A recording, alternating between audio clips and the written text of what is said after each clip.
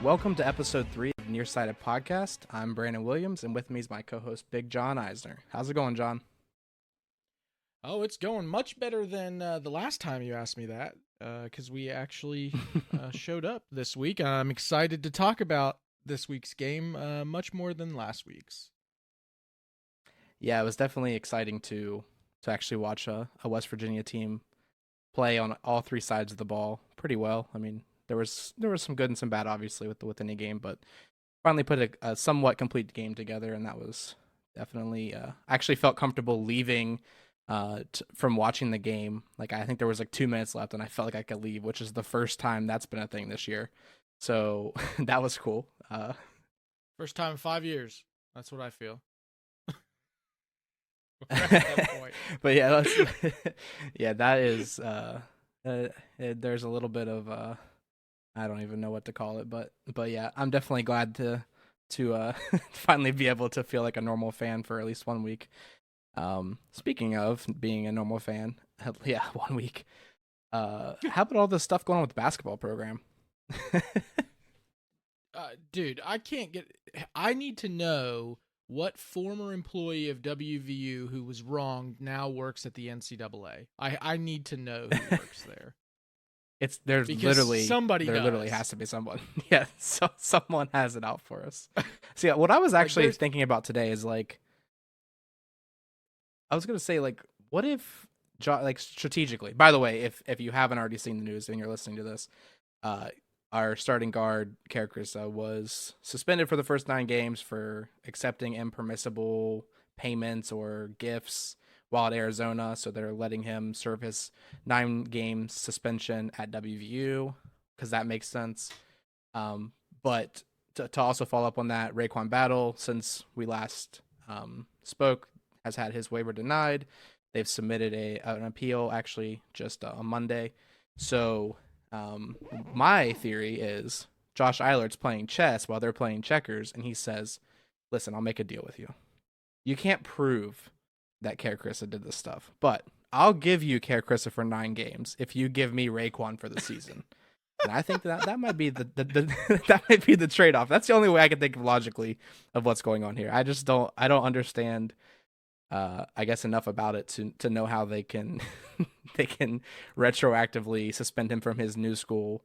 And I haven't even heard anything about it. They said stuff about eligibility problems potentially and whatnot, but like, I don't know. This is just kind of like out of left field. But as a basketball fan this year, it's par for the course.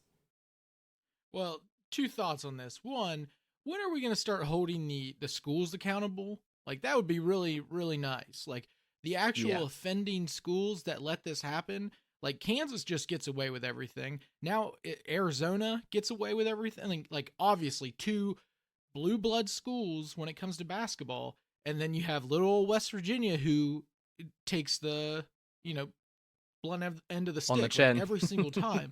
Yeah, like every time we're the ones. Why are we punished for other schools? Like, I'm literally wondering that now. The other thing that I was thinking when you were talking about that is, we've met Coach already, once this year. First off, coolest dude we've ever met. Second, honestly, that negotiation that you just set forth could actually be possible. I could see him sitting down and being like, "I will trade you this for Battle." Yeah, I mean, he told us, he's like, if Battle plays, I look like a pretty good coach this year. Oh, it's yeah, like, well, are you are you willing to trade your guard for 9 games? Maybe, I don't know, but just remember, you heard it here first. I mean, for Battle, I would. Yeah, but yeah, kind of review just roughly. John and I were going to talk about basketball just a little bit today, and kind of give you our going forward the format of, since we're still in football season, we're going to continue to focus on football. As our release is just once a week. So instead of going over and making the episodes way too long, we're just going to continue with football, maybe mention some major news of basketball in the beginning. But once basketball season really ramps up, football season will be over with. So we'll just pick right up into basketball season. And maybe we might have some sort of, special episode or something previewing the season, or maybe like in the middle, right after football. But yeah, so the plan is continue with our format we've got now. Maybe mention a little basketball at the beginning, but for the most part, we're going to keep on going the way we are, and then we'll pick up in December with basketball. Yeah, it makes the most sense. I mean, it really does for us. So let's go to the review of the game of last week's game, I should say. UCF. What were your initial Yeah. thoughts there? Well, I think the biggest thing that stood out to me is, and even the announcers, which they're never on our side, and still, funny story, they still weren't, even with a minute and 43 left to go. One of the guys was saying, like, you never know what could happen. I'm like, dude, they're down 3 touchdowns. I don't know what you mean. You don't know what can happen. I know what can happen is the worst case scenario is we only win by a touchdown. But Right. but anyways, so even they picked up on this, and they're like, West Virginia hasn't had a penalty, and it was until the fourth quarter, which is wild. Like, I don't know if I've ever watched a college football game where even some of the best teams have played a game where they didn't get a penalty until the fourth quarter. And I think that kind of, that in itself, with the last 2 weeks, the way we played, I think is probably the telltale sign that we were going to win that game. But yeah, I mean, other than that, like, turnovers were huge. I mean, what did you think? I know we kind of talked back and forth during the game, but what did you think overall? Well, I think it's just one of those games where you look at it and you go, CJ Donaldson, welcome to this season. I mean, that we've been waiting for you to show up a Yep. little bit. And I mean, he did not have a perfect game by any means, but he averaged 7.1 yards a carry. I mean, that is a phenomenal average when you're running the ball 17 times. That is fantastic. That means that he's actually hitting the holes at the offensive line. His opening, which we talked about before, he was struggling with. And then 9.4 yards per carry for White. I think he ran it like 6 or 8 times. I can't remember the exact number. But again, he looked great, which was fantastic to see, kind of a bounce back game. I think that he's probably the fastest player on the roster, which I think Yeah, was evident definitely by one of them. the runs that he had. Oh, yeah. It was good to see Gallagher finally involved in the offense. I feel like that's going to be a continuing trend throughout the rest of the season. A couple downsides were we had 3 fumbles. One of those were lost. We have to clean that up. Defensively, one, Beanie Bishop is legit. Holy cow, that dude that dude is everywhere. Like, it's fantastic to watch him play. Defense, another 1 sack game. That's not sustainable against good teams. Yeah, You no. have to get to the quarterback. And finally, going back to last week, we had Lockhart as our impact player of the week. He's the big interior defensive lineman. He didn't have a great game, but he did have a big tackle for a loss at one point, and I think an additional solo tackle. So at least he showed up enough for that. And I'm sure if we go back and we watch the tape, he probably forced them to adjust things on the offensive line, which is Yeah. good to see as well. Yeah, he also, like, when I went back and watched the game on Sunday, if you just, kind of focus in, he's one of those, like, thankless positions, like, whenever he's doing his job well, everyone around him is succeeding, right? So when he does have big games where he has a lot of tackles for loss, like, he is balling out. But if you go back and look, you can actually watch him. He is on every play. He's getting off of the blocks and he's running downfield after the ball carrier. Like, maybe he's not on the stat sheet as far as tackles and pressures and things like that, but the dude's hustling. And for that, I really do think that he had a big impact in last week with the pressures and things like that we were successful with UCF. Yeah, I can see that. I mean, I think that there were a couple times where he kind of got blown off the ball, but I don't take that as his fault. I take it more in the sense of he really needed to be subbed out of the game, and we don't have a lot of depth there. And UCF is a fast offense that doesn't like to substitute. So Yeah. The plays that I did see where he kind of got blown up, it was just because he just couldn't catch his breath, to be honest. Yeah, sure. He's a big dude. I mean, I know what that's like. I mean, he's even bigger than me. And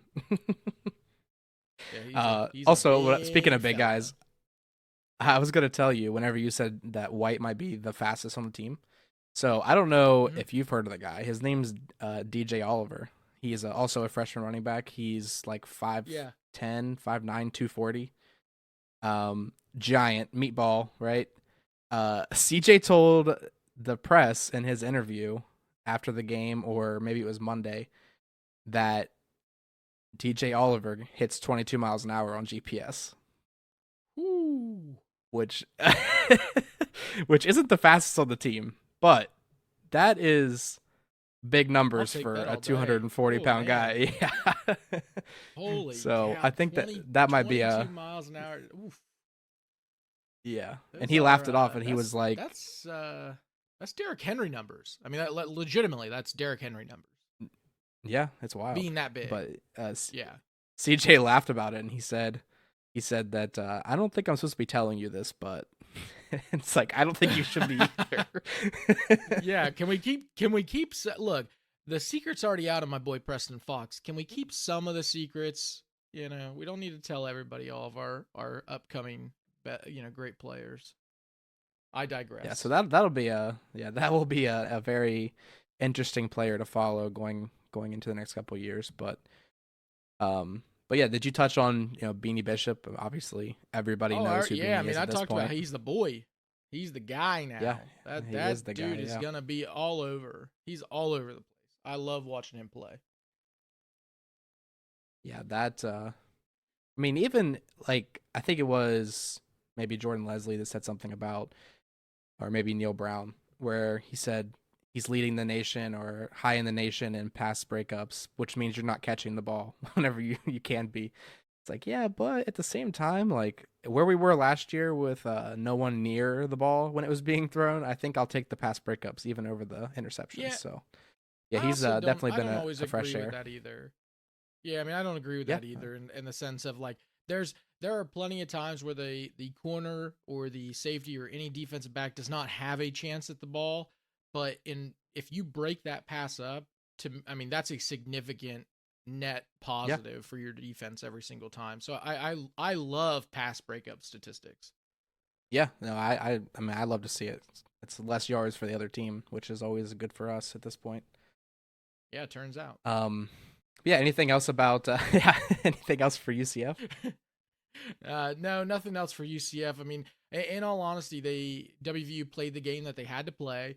And this week, as we now transition to BYU, they're gonna have to do it again. And if they can consistently do it, this is gonna be an interesting team. Yeah, I mean, so just to get into BYU, they're 5-3. Which how? If you watch their games, Yeah, it 5-3. I would have liked to had their early season apparently, but yeah, the offense is questionable. I'm not really certain what's going on with the offense. It doesn't. They aren't really putting up big numbers on either the ground or in the passing game. It's just like kind of average. I mean, they almost look like below average like NFL numbers, but they're not playing anybody. So it's like I don't yeah. I mean, I don't really know. oof. Yeah, Was it they like have a couple of interesting 220 yards? in uh per game. So they have some interesting numbers. So one of the stats that I like about BYU in terms of I like that we're facing them, their offense averages 219 yards a game passing and 81 yards rushing. Here's the problem with that if you're BYU. Their defense is giving up 236 yards per game passing and 154 on the ground. Now, if you look at those statistics, you probably think, how the heck is this team 5-3? Well, let's go through the numbers real quick. They have 2 wins against nobodies, including Sam Houston State. They have a surprising win against Arkansas in Arkansas, so I will give them credit for that. They beat Yeah. a terrible Cincinnati team and upset Texas Tech, but at this point, Texas Tech isn't playing well, so it's not really that surprising anymore. Yeah. They have significantly lost on the road to any team that has a pulse. Yeah, that's hey, I mean, I'm not going to down dog on them too much because we I will. we had 2 bad losses as well, but but yeah. And keynote here is who's their quarterback, John? Oh, I hate this guy. I don't hate it. Yes, I do. I hate him. Uh Slavis. Yeah. Slovis. I don't know. I can't Yeah, remember. He slow. doesn't deserve Emphasis on he slow. doesn't yeah, he doesn't deserve for me to say his name correctly. This is the guy if listeners remember, he did go to USC, but he also went to Pitt, and if you remember correctly, he's the one who there's this video going around that I hope that they're playing on repeat in the locker room where he gets Yeah. up, takes the microphone while he's at Pitt, and essentially says, F West Virginia. Well, let's take a look at how that's worked out for him. So now he's at BYU, just such a great offense. He has a 57% completion rate, 1,716 yards, and has a noodle for an arm. So sorry, I added that part in. Yeah, I mean he's only averaging like 9 yards, 9 yards of completion or something like that. So and he's getting blown up in the pocket. Their offensive line does not look very good. And 12 I mean sacks. honestly, for them being 5-3, and this is like a knock on wood situation.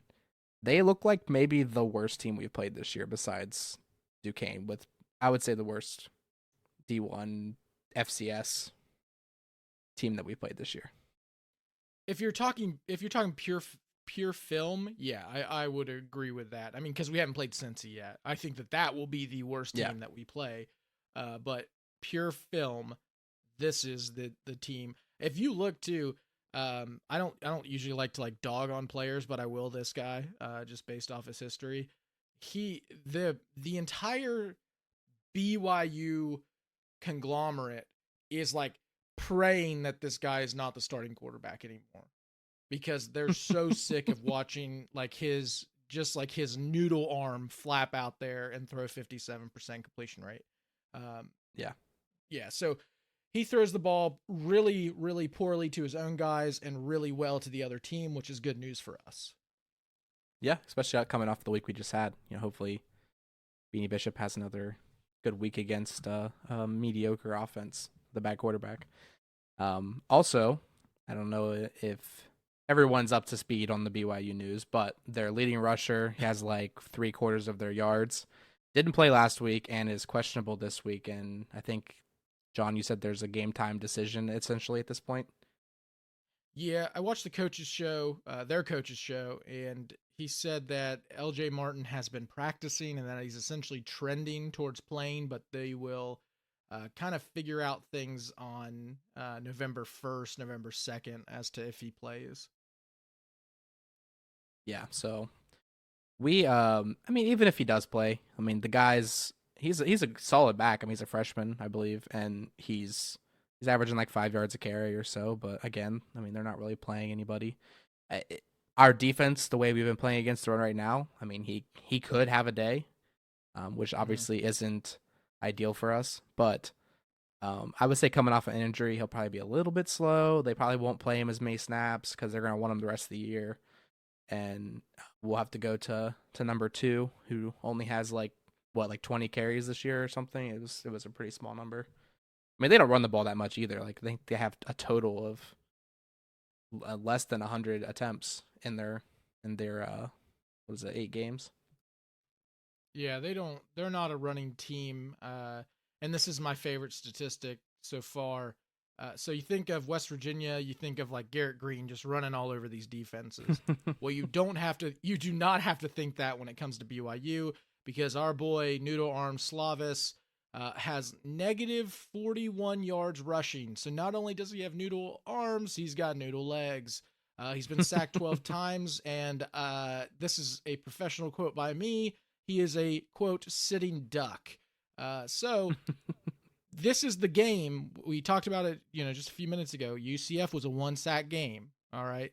Obviously, they're a fast offense who can move the ball down the field. This is not that offense. This should be a 4 to 5 to 6 sack game at least. Yeah, I mean, I totally agree. I mean, even the news about BYU, like they're all saying that this offensive line looks really bad, and Keaton Slovis is not good at escaping and making plays on his feet with his feet. Sorry, and it's like I don't think that they stand a chance if we do what we should have been doing the last few weeks and sending pressure. Yep, 100%. That's what you have to have. You have to have it on a guy like this because, I mean, I'm telling you, he is as, I mean, this is not a slight towards him, but he is as unathletic as a quarterback that we've played this year. Simply because he doesn't have that skill. And with a bad offensive line, we all know this because we've seen this through West Virginia history. I feel like I'm teaching 7th grade civics, but football. we've seen bad offensive lines like here at WVU, and we know what the remedy is for that. A quarterback who can get outside the pocket and take off. This guy isn't that. So a bad offensive line with a quarterback who can't run should be a recipe for a whole lot of sacks. Yeah, not to mention just overall, like they're they're just pretty boring to watch on offense, and even whenever he's upright, it's not fun to watch. I mean, it kind of reminds me of what all of the fans think our offense looked like last year. It's it's not good. It's bad. I mean, I put in our notes that this offense is the most boring spread offense I've ever seen, and I think that is shown by Texas having multiple turnovers and them scoring 6 points. I mean, I Yeah. don't know how that happens. How do you have multiple turnovers and one of them is essentially a pick that gets down to the 10-yard line of Texas, gets brought back a little bit for a chop block, but you still don't score a touchdown. I mean, their offense is big and slow. The only two players that I would pick out besides their running back is a guy named Chase Roberts, who has 33 catches for 459, and Darius Lassiter. He's a very lanky kind of home run hitter for them. He's not fast by any means, but he can go up and get it. So don't be surprised if they kind of do some heaves down the field to him against maybe a smaller defensive back. But besides that, I'm not super impressed by this offense. And the final stats I'll share on the offense, because I know that you'll get a kick out of this, is that BYU ranks in the bottom 3 in Big 12 play in offensive points per drive, which they only average 1.75 points a drive. That is good for 12th in the Big 12. Touchdown rate is 19.2% against, again, 12th. Scoring rate, 32.7%, 12th. Punt rate, or punts per drive, they punt, Brandon, on 46.2% of drives. That is an incredible amount of punts. And the last two, yards per drive, they average 2 first downs, essentially. 25.4 yards a drive. That's 14th. And yardage rate, 34.9%. Again, last in the Big 12. This is an unimpressive offense. Yeah, that's... So my question is, and I don't know if you have it in front of you or not, in the first 3 statistics, who is below them? I mean, Cincinnati is probably one of them, right? Who's scoring less than 1 and less than 2 points per drive in offensive drive? Cincinnati is the bottom, but I think Baylor's down there. Who else was there? I think those 3 are the bottom, though. I think it's Baylor, Cincinnati, and them. Iowa State was surprisingly low too. Yeah, that's wild.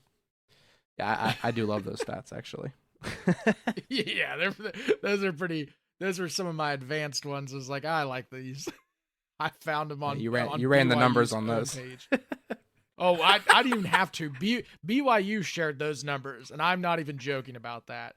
That's great. That is how unimpressed they are with this offense. That's what I'm telling you. Like, even in BYU country, they are ready to be done. Is it too soon to make a joke about how maybe they have a graduate math program there? Probably. Yeah, probably too soon. All right, let's go to the defense. What do you see with the defense, John? All right, so this defense is it's really funny because the guy who's the defensive coordinator, it's his first year. He came from a smaller school. I can't remember the school off the top of my head. Comes from a smaller school, implements what he calls a very, quote, complex defense.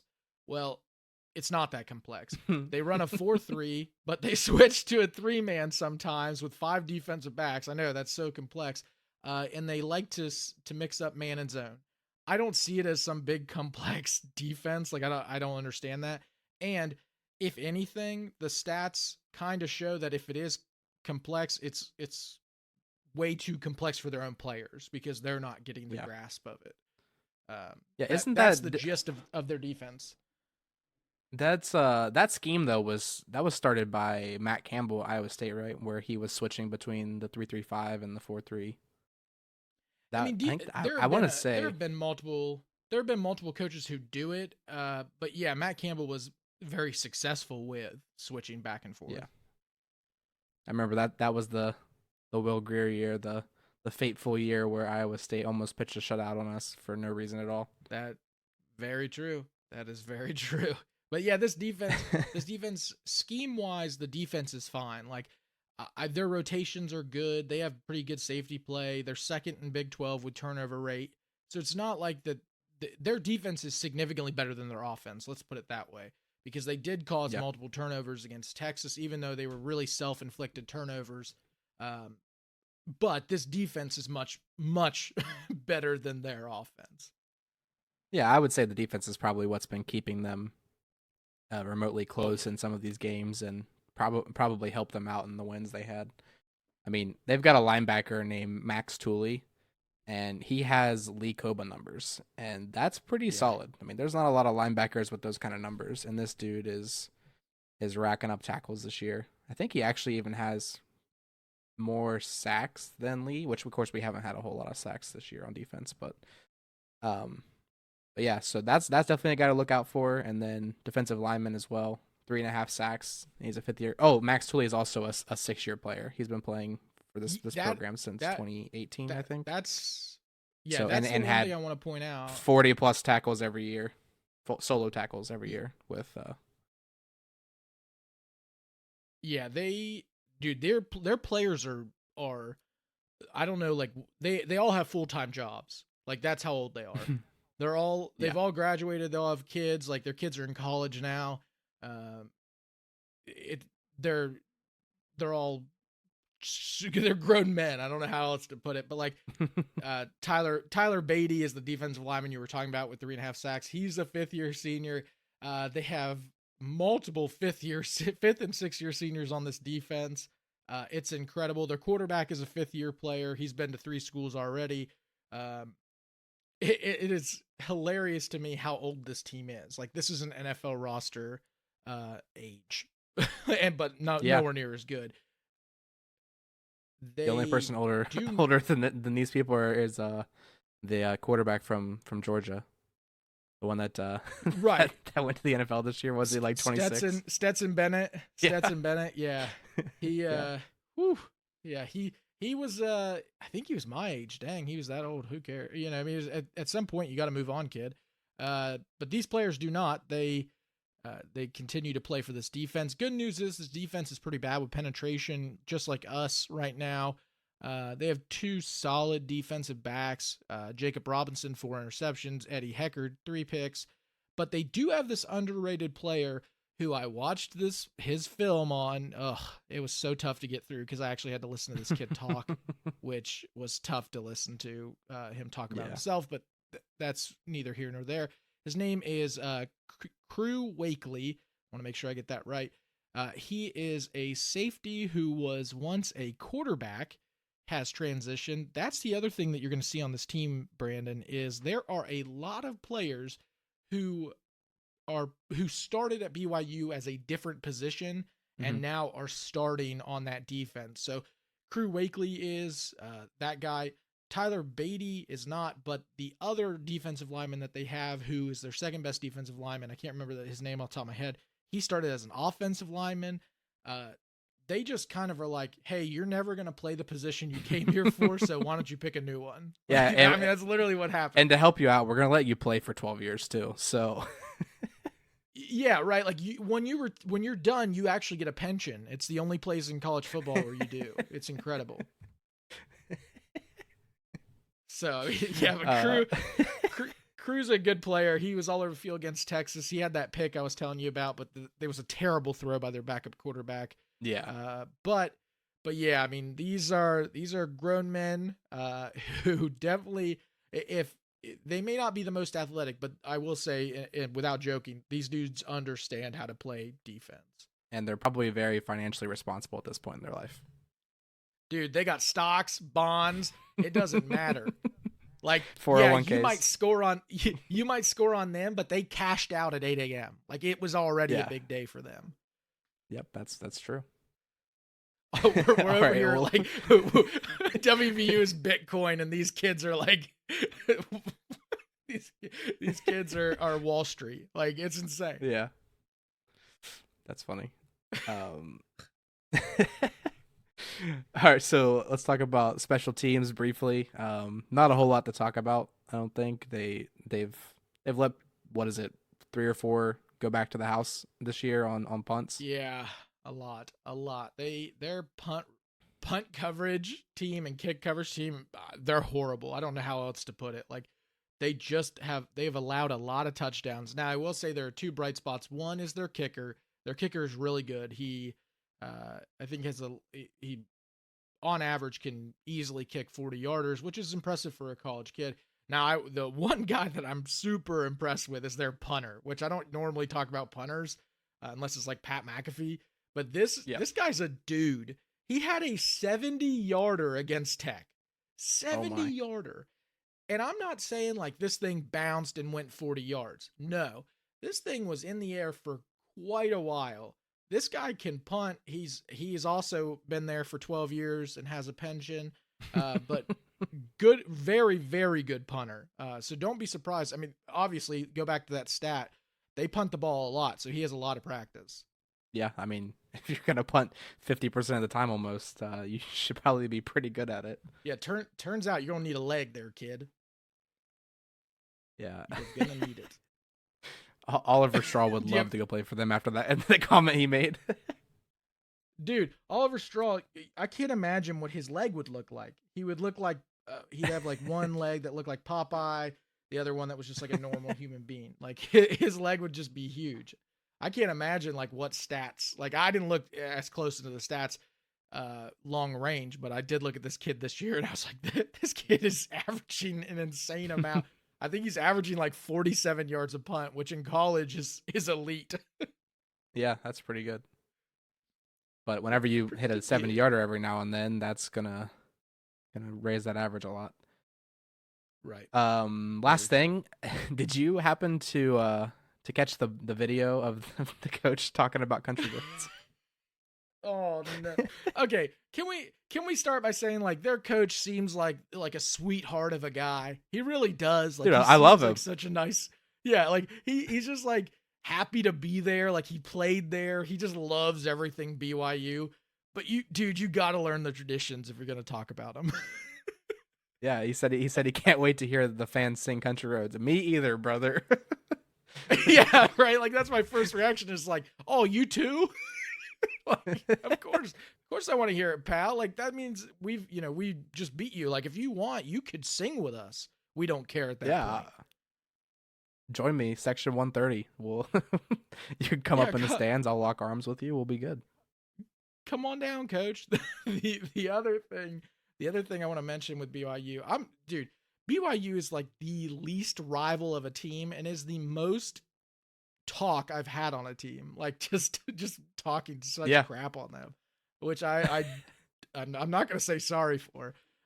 This team loves excuses. This BYU team loves excuses, especially time of game.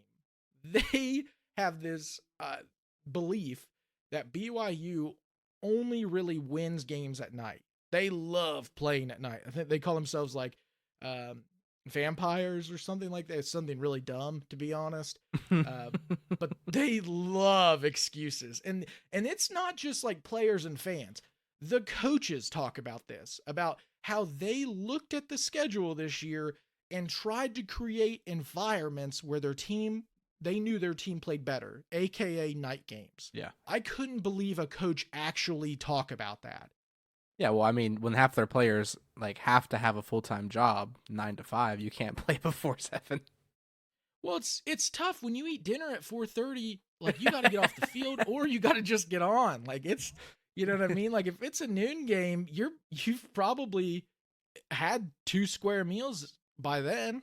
I mean, that's a tough. On the flip side, though, they've already been up for office. about 8 hours, probably, if I remember the. Well, that's the other thing. That's the other thing. Are you allowed to drink coffee during the game?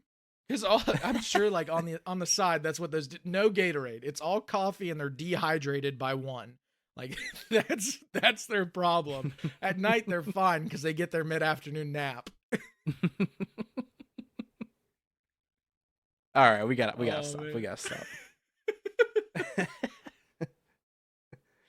All right, let's Okay. get into anything else you want to say about the BYU football I've related, done John? enough. I've done enough. All right, all right. Oh, Let's move on to our nearsighted impact player of the week. We've oh, got a special one for you guys. We've talked about him. this is Everybody's whew, come to love him. Every side of the ball, almost at this point. might as well. Preston Fox. What do you say Preston. about him? Oh, this kid. This is my favorite player. I think that is well known by now. He is the hardest working player on this team. Not only is he a solid wide receiver, but then he was like, you know what? I'm pretty bored. So why don't I just go be the best return man too? All right, Preston, get on back there. Don't be surprised if downfield passing is open this game because I don't think that their corners have much for our wide receivers, to be honest. And this is probably the first time I've felt this way versus a team in a while, where I just think our wide receivers are, I mean, just stack up better. Preston Fox tends to be our guy down the field. I expect that to be the play this week, especially when they go soft zone or even when they press man, because I think he can beat them off the line. Their special teams, we already talked about it, are incredibly bad at covering punts. I said it last week and I still felt that way. But if Preston Fox gets the ability to actually return one this week, he may take it to the house, legitimately. Yeah, I mean there was I think what did we say the number? It was like 14, 15 yards per punt is what they're averaging on the punt Yeah, returns against them. yeah, So not good, take that not good. with a guy who's also has a pretty good average punt. Like he's averaging like 10 yards or 14 yards or something Yep. like that. So I think that it definitely is going to be a good matchup for him. I think that like you said, downfield passes is going to be part of the game plan here, I believe, and the special teams just having bad coverage from BYU. I think that he's a shoe in for player of the week. So we'll definitely see. Yeah, That's our prediction. We were, I would say, like 80% right, 75% right about Mike Lockhart, and about 0% right the first week about Cole Taylor. So, you oh know, god, yeah. I'd say we're doing pretty good so far. We're gonna be real right about this week. I am fully confident in my boy Preston Fox. I'm confident every week, but I'm even more confident this week. Plus, we already talked about it. That defense that they've got, I'm not trying to knock them too much, but they don't have much penetration. Like there's not a lot of sacks or tackles for loss on the season. Their pressure rate's relatively low. Garrett Green should have plenty of time to throw the ball. Preston Fox can Yeah, get open. They seem to trust each other. Expect a big day from Preston Fox is what I'm telling you. love it. All right. Well, your favorite segment of the Oh, my podcast. favorite. I love this segment. It's the Big John Big 12 spread picks. That I love how that name changes every week.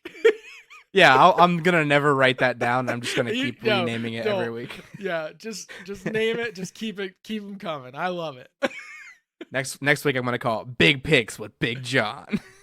See, you can't now. You can't. You already gave it to the listeners. Look at that. Yep. That someone will probably actually take that before, like Tony Greedy or something. Yeah, yeah. They're definitely gonna put that as their title one day for an episode. Dang. All right. So the first spread we've got for the noon game here is TCU versus Texas Tech. Texas Tech's favored 3 right now. I'm guessing this is probably gonna teeter back towards like 2.5, maybe even 1.5. Yeah. I think this is a really close matchup. But what do you think, John? We talked about this offline. I think this is the hardest pick we've had when it comes to a game because I'm not confident in either of these teams. So here's what I'm going to do. I'm going to take TCU to cover, and the only reason at all is because I don't trust Texas Tech at all. And to be honest, I don't trust TCU very much either. But again, I talked about this the last 2 weeks. TCU's offense can explode at any time. Texas Tech's defense is non-existent. Seems like a pretty good, recipe there. Yeah, and I'm guessing their Texas Tech quarterback's probably still out, right? The leg injury from WVU. To be honest, I don't even pay attention to Texas Tech. Well, They're yeah, that bad. I would imagine so at this point. Yeah, yeah. I mean, they definitely haven't looked good since we played them, and I think that we were a part of that. I mean, you get beat by West Virginia. We were picked 14th. I mean, now you're worse than the 14th Yeah. team. What do you do with the rest of your season? Which happened to CCU too. This is Right. the battle of losing to WVU right here. But no, That's I'm with fair. you. I think that TCU covers this. I have more respect for TCU's program, I think, than I do for Texas Tech right now, even though we've lost to them 4 out of the last 5 years. But I think that Fair. TCU just has better pieces, and I think we talked about this before. They could, take off at any time. So I'm taking Yep. TCU Without a doubt. +3 current spread. I like Next it. up, we got K-State, Texas. This is actually going to be a game that. What time is this game? This is a game I'm definitely interested in watching, but I'm not sure if I'll be able to. It's a noon game. Yeah, I'll probably be able to catch like the first half of it before I go start tailgating and stuff. But Texas is favored 4.5. I think that's pretty fair. I think this is going to be a close game. So, what do you think, John? I'm going K-State because I think is Quinn still out? Do you I know? don't know for sure, but I'm Okay. guessing that he is because it seemed like they were trying to implement long-term plans of replacing him starting That's last what I week. kind of took it as. That's what I took it as too. Looks like oh, here we go. I'm live update as we're looking now. It looks like he is considered still week to week, so that means to me when they don't go day to day, that means they're still a little bit farther away. So I'm going to assume that he's not playing. That backup quarterback looked so bad against BYU, and that Kansas State defense is phenomenal. So I'm Yeah. going Kansas State to cover. Give me the +4.5 there. Yep, I totally agree with that. I mean, and we really need this game to happen too. I mean, if the WVU Mm-hmm. wants to have any chance of Big 12 play at the end of the year, we need Texas to have another loss. So I think this Yeah, is probably the team to do it of all the teams left on the schedule. And I would agree. I think that they're not gonna just cover. I think they're gonna win the game. So next up me too. after that, it's gonna be Houston versus Baylor. 3.5 for Baylor. Oof, this is a tough one. Golly, I just I am it so torn. yeah. Where let's have you go. I want to hear your reasoning. Yeah, sure. So, Maybe I think I'm a no-brainer picking Baylor on this one, and my reasoning behind that's that fair. is Houston's just looked really bad, and we kind of talked offline about this as well. But they I think they really pulled everything out against us, and they've just not been there the last 2 weeks. So I think that I think Baylor covers this pretty easily. I don't think Houston hasn't played well on the road so far, and I think that this isn't going to be any different. So I would take Baylor. That's probably fair. I'm also going to go Baylor, and it's simply because they're at home. I think if Houston is at home, they're a better team. They you mentioned it; they don't play well on the road. And to be honest, Houston's fans don't travel very well. I should They say, they don't don't even doesn't they don't travel. even travel to their Their their own home games. that's what I was saying. Their fan does not travel. He is just not much of a traveler. Yeah. So I'm going Baylor here to cover. I don't think it's much more than 3.5 though. I think it's probably a 6 point game. That's where I would be.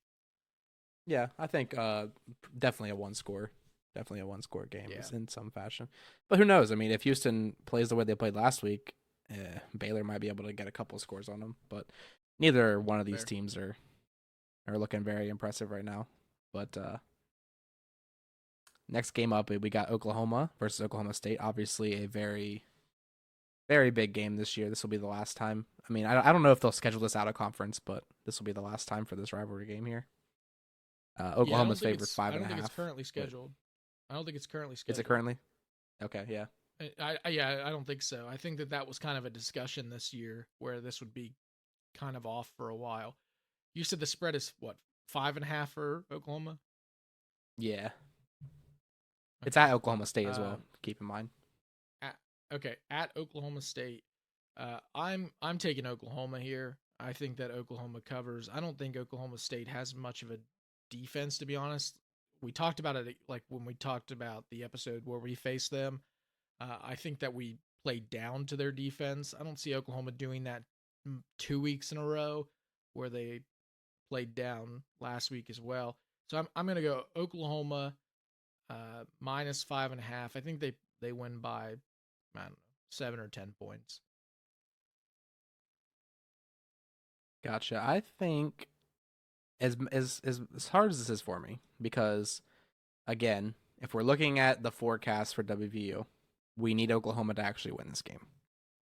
Yeah. And Oklahoma State, I don't think they're going to let it happen, in my opinion. I think that Oklahoma State is going to definitely cover. I think it's a field goal game.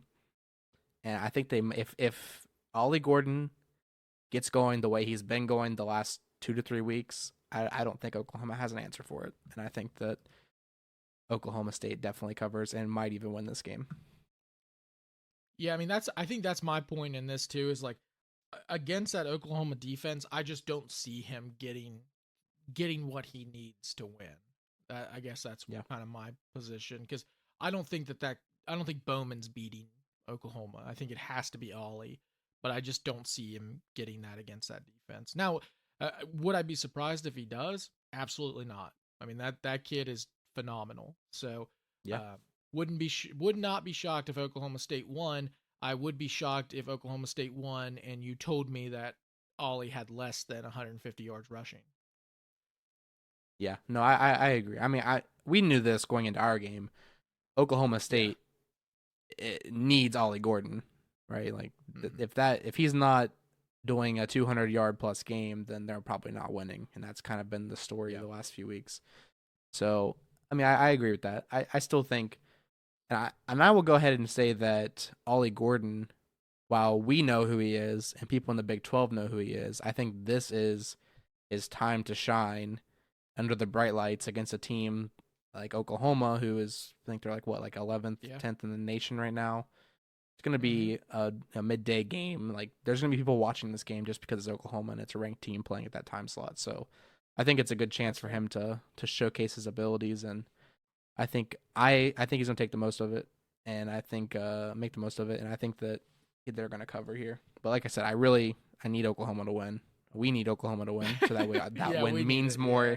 If we win next week, that win means more. But next up we've got UCF versus Cincinnati.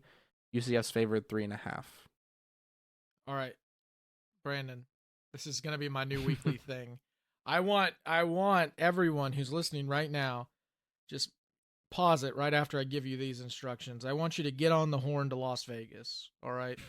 Or I want you to call, I don't care who you call MGM, call them all, and just tell them thanks. Say, hey, we had a rough year last year, but I just wanted to say that I appreciate you giving us these ridiculous lines, because UCF minus 3.5 is the easiest line in college football this week. And I'm not bluffing. I'm telling you, I'm going UCF. I'll do an alternative line. Okay. I'm going UCF minus 8. Maybe minus 9. I don't care, because Cincinnati's that bad. And UCF's offense is not going to be shut down in Cincinnati. All my Cincinnati friends hate my guts because I pick against them every single week. But UCF, again, thanks, Vegas. Appreciate the money. Yeah. I think I'm just gonna hammer the spread for UCF. I think that this seems like free money. I know. And it really seems like, and I get it, it's college football, and being at home is a big deal, and most of the time, most teams win at home. Only really bad teams don't win at home, and I just think that Cincinnati's a really bad team this year. So I'm going to agree with you. I think that 3.5 is free money. You say that, but Oklahoma State rolled us in Morgantown. Yeah, but we were favored, so I'm just saying, they dominated us in the fourth quarter, and now that does matter. But UCF, yeah, by $1 billion. Yep, to the moon.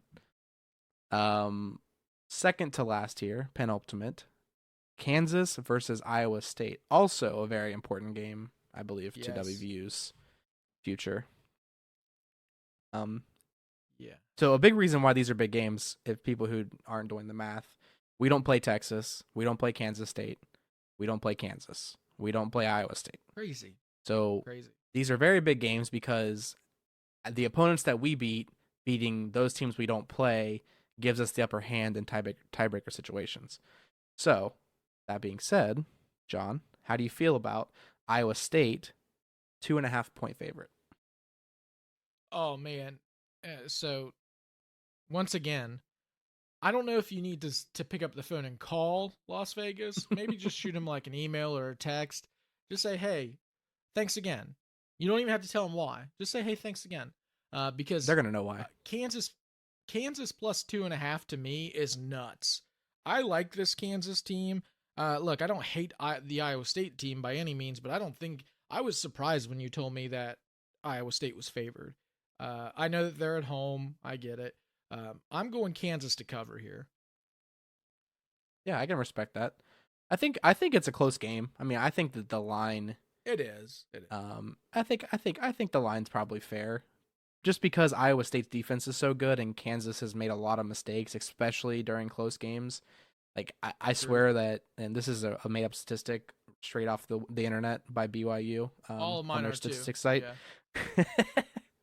But I'm pretty certain that Bean averages like 2 picks in the fourth quarter during close games.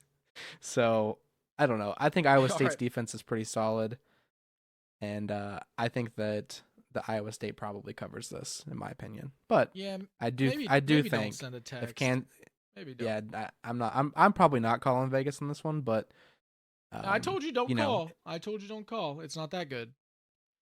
I said yeah, maybe I shoot a don't think text I'm or an gonna email. call. Yeah, I'll fax it to him. That way, if it's a little late, I can be like, oh, that bet Telegraph. doesn't count. Hit him with the owl from Harry Potter. Yeah, I That'll send it be by it. Raven. It'll eventually. Yeah, I like it. All right, our last spread of the day, the one you guys have all been waiting for: BYU versus the world champion Mountaineers. Is this UCF? Uh, yeah, sorry. Because Hang they the just banners. claim championships. Yeah, Yeah. hang the banners. I like it. Hang the banners. No, so we're favored 10 points right now currently. I would expect this to probably go down a little bit. I'm guessing 9.5 maybe. Come game time, but currently as of recording, this is a -10. Um, I don't know. I struck gold on the TCU game betting the money line when I went down there. So I just feel like it has been rough when I've betted on Yeah. WVU this year. Other than that, so I don't even know. Obviously, the homer in me is like, yeah, dude, we're gonna beat him by 2 touchdowns. And I mean, even after reviewing the games and the footage, like I think that 10 points is probably fair. But you never know with this West Virginia team right now. So, I'm gonna let emotions take over here, and I'm gonna say over 10 or sorry, 10. The favorite 10 is good for me. Homer. You homer. Yeah, I think I might be a homer, but I hate this spread, to be honest. Only because it should be more. Give me WVU. I'm no homer, but give me WVU by 40. No, just kidding. I did struggle here, and then I watched film and said, if we don't win by more than 10, then maybe people should talk about who should be coached next year, because BYU is very bad. Cincinnati is very bad. One of our friends thinks that BYU isn't that bad. Hopefully he's listening, so I can tell him once again that we BYU know is he is. really that bad. And WVU -10, they're going to cover. I think this is a 14 to 21 point game all day, every day. Yeah. No, I like I said, And the we will be emotion in singing me country says, roads yeah, we're gonna be singing country roads with the coach. with that coach. Yeah. I can already hear our friend now. Honestly, I'm gonna see him at the tailgate, and he's gonna be telling me, dude, I'm telling you, BYU's not that bad. They're really not that bad. He's gonna pull out his betting app and he's gonna show me where he bet the does. under and. We know it. We know you're out there, pal. We get it. We know you're listening. Nameless, though. You will remain nameless. Yes. Speaking of listening, do you think the BYU coach listens to our podcast? I hope so, because I just want to let him know. I think he's a great guy, but WVU by a bajillion. Yeah, a bajillion for sure. All right, John, Garrett you want to Green take us out? Better have 5 touchdowns. Yeah. One last thought. Garrett Green better have 5 touchdowns. But until next time, I'm Big John Eisner. That's Brandon Williams, and we got to beat BYU this week. So there's only one last thing to say, and that's let's go Mountaineers.